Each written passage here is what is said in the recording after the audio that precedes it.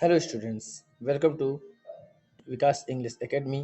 Students, आज मैं आपके सामने लाया हूँ क्लास 12th पोएम का चैप्टर फर्स्ट। इसके क्वेश्चन आंसर के बारे में आज हम डिस्कस करेंगे। तो स्टूडेंट्स, इसमें टोटल 5 क्वेश्चंस हैं जो एग्जाम की दृष्टि से बहुत ही इंपॉर्टेंट हैं। तो चलिए देखते हैं इसके फर्स्ट क्वेश्चन को। और इसका जो फर्स्ट क्वेश्चन है वो है, what is the kind of pain and ache that the poet feels.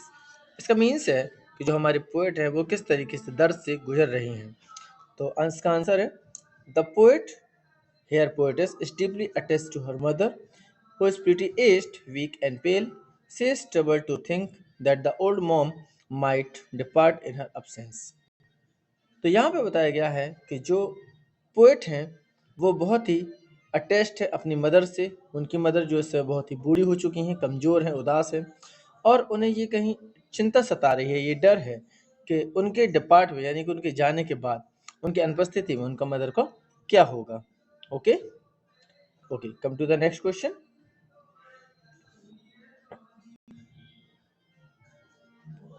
Y are the young trees described as sprinting. Students, इस क्वेश्चन में कहा गया है कि जो यंग ट्रीज हैं वो स्प्रिंटिंग क्यों दिख रहे हैं। स्प्रिंटिंग का हिंदी में अर्थ होता है गुजरते हुए, ओके, या फिर हम कह सकते हैं दौड़ते हुए। तो इसका आंसर है, the young trees running speedily stand in a sharp contrast to the age and pale looking mother.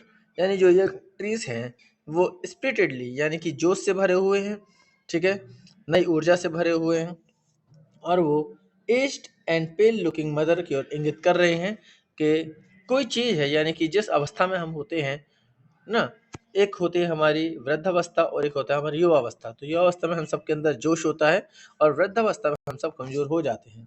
The trees symbolize youth and life, यानी कि जो ट्रीज हैं वो यूथ एंड लाइफ की प्रतीक हैं।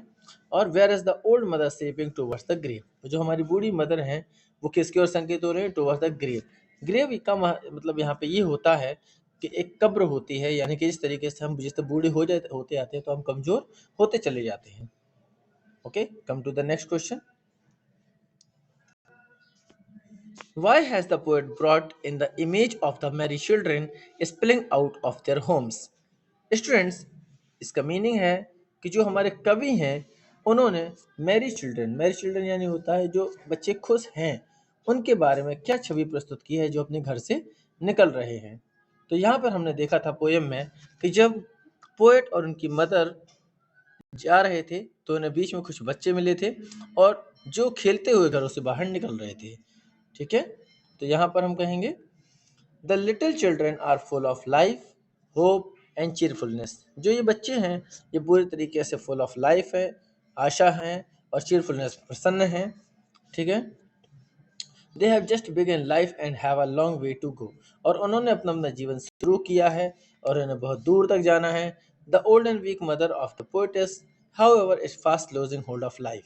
और जो मदर हैं वो बहुत ही ओल्ड हो चुकी हैं, बूढ़ी हैं, है ना, how is fast losing hold of life, अब जिस जीवन के अंतिम पड़ाव पर है। She could breathe her last in any day near future. और नियर फ्यूचर में उनकी आखिरी सांस हो सकती है, यानी कि वो कभी भी मर सकती हैं। The image of the cheerful children make the sight of the mother are more painful.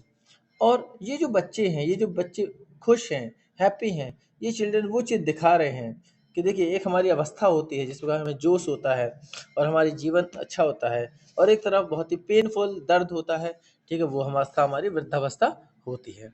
Okay, question number 4, why has the mother been compared to the late winter's moon.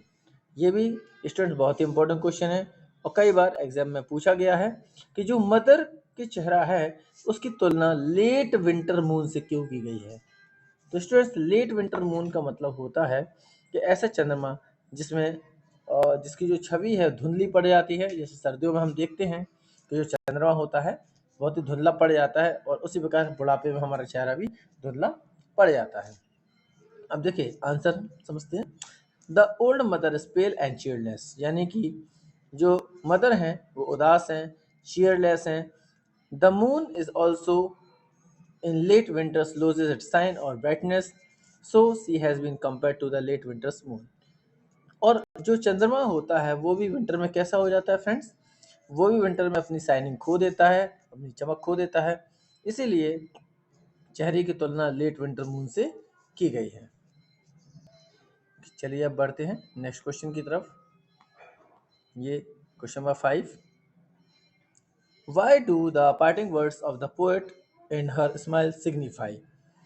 इसमें कहा गया है कि जो पोएट है और उनकी जो मदर है उनके लिए पार्टिंग वर्ड्स कौन कौन से हैं जो सिग्निफाई करे गए। पार्टिंग वर्ड्स का मतलब होता है स्टूडेंट्स विदाई वाले शब्द, यानी कि अलग होने वाले शब्द। तो यहाँ पर हम देखेंगे the poet is taking leave of her mother. जो हमारी पोएटेस हैं वो मदर से लीव ले रही हैं, उनसे दूर जा रही हैं। She is going to fly to some distant place. वो उनसे कुछ दूर से यानी कि कुछ दूर चली जा रही हैं, उन्हें छोड़ कर जा रही हैं। And she is not sure of meeting the old lady again. और उन्हें ये लग रहा है कि वो दोबारा अपनी मदर से नहीं मिल पाएंगी। But she hides her fears, smiles and assure mother that they would meet again. लेकिन उन्हें एक आशा है कि वो अपनी मदर से दोबारा मिलेंगी, है ना। उन्हें एक डर भी है, साथ में मुस्कुराती भी हैं और अपनी मदर को एक भरोसा दिलाती हैं कि निकट भविष्य में वो जरूर उनसे आके मिलेंगी। सो स्टूडेंट्स, ये थे हमारे माई मदर एट 66 के 5 क्वेश्चंस और आई होप ये सारे क्वेश्चंस आपको जरूर समझ में आए होंगे। ओके, तो आज की वीडियो में बस इतना ही। इसके बारे में मैं दूसरे पोएम के क्वेश्चन आंसर आपके सामने लेके आऊँगा।